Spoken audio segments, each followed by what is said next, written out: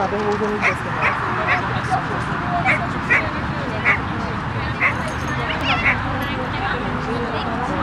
Odmítnutí.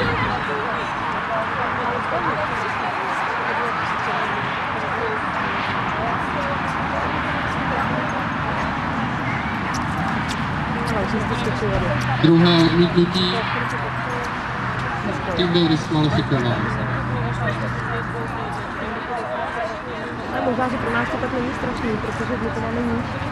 Na start se připraví Šambergerová Olga z USAN Bohemia Alky. Na tom prospektu skončil hodně. Slalom a prospekt.